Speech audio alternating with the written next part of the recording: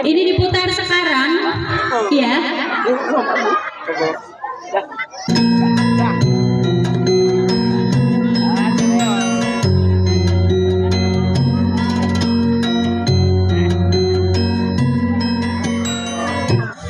Dahulu kala, di sebuah kerajaan yang bernama Kerajaan Jenggala, hiduplah seorang raja yang bernama Raden Putra. Ia didampingi seorang permaisuri yang baik hati dan seorang selir yang cantik jelita.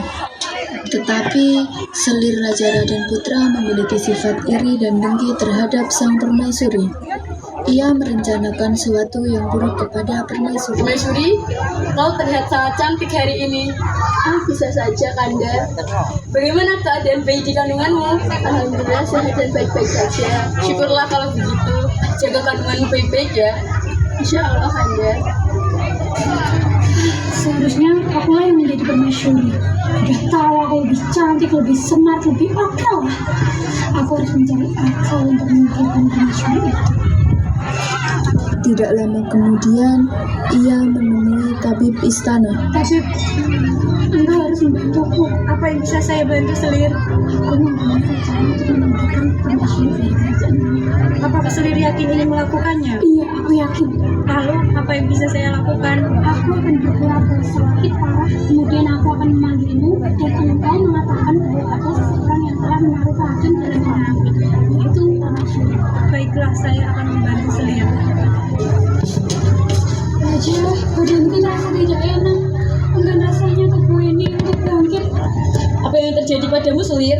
Aku tidak tahu, tapi rasanya sangat sakit sekali. Panggil tabib istana. Baik, Raja. Tidak lama kemudian, tabib istana datang dan memeriksa keadaan selir.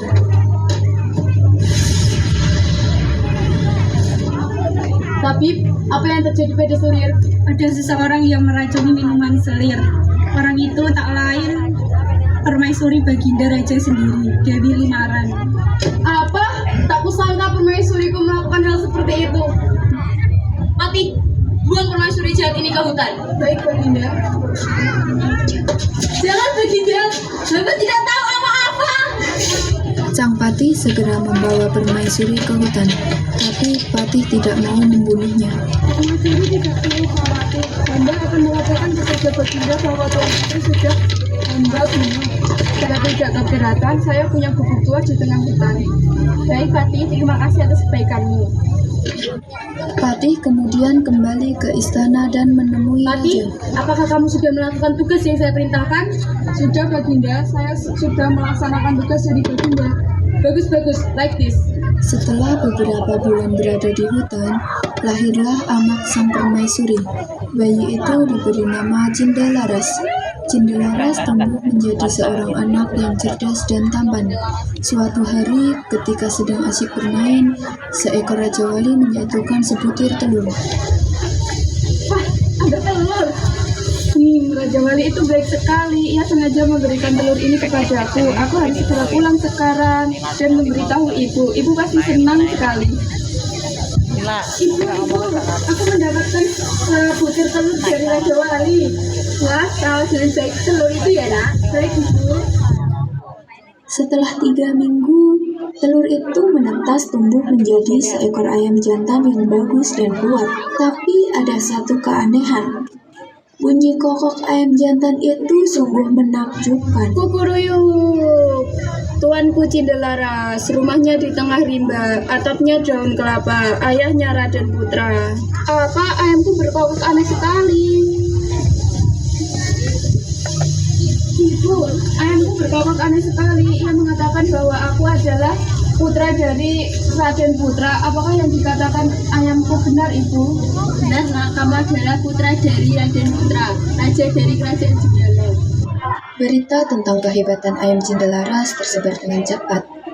Raden Putra pun mendengar berita itu. Kemudian, Raden Putra menyuruh pengawalnya untuk mengundang Cindalaras. Apa menghadapan anak ini sangat cerdas dan tangguh. Sepertinya dia bukan keturunan dari Raja Jelata. Aku dengar ayammu sangat tangguh. Aku akan mengujinya sekarang. Baiklah kalau Baginda menghendaki seperti itu. Tetapi saya mengajukan satu syarat. Jika ayamku yang kalah, kepalaku siap dipacung. Tetapi jika ayamku yang menang, setengah dari kekayaan Baginda menjadi hak milik saya. Oke, baiklah, aku mengaku kalah. Akan aku tepati janjiku. Tapi, siapakah kamu sebenarnya, anak muda? Ayo ayamku berkokok. Kukuruyuk, tuanku Cindalaras, rumahnya di tengah rimba, atapnya daun kelapa, ayahnya Raden Putra. Benarkah itu? Benar Baginda, nama hamba Cindalaras, ibu hamba adalah Permaisuri Baginda. Apa yang dikatakan anak ini benar Baginda? Aku telah melakukan kesalahan. Aku akan memberikan hukuman yang setimpal kepada sulirku. Anakku, maafkan kesalahan ayahmu ini. Tidak apa-apa ayah, yang lalu biarlah berlalu. Setelah Raden Putra meminta maaf kepada Cindelaras, ia kemudian memberikan mahkotanya kepada Cindelaras. Sekarang, kamulah yang memimpin kerajaan ini.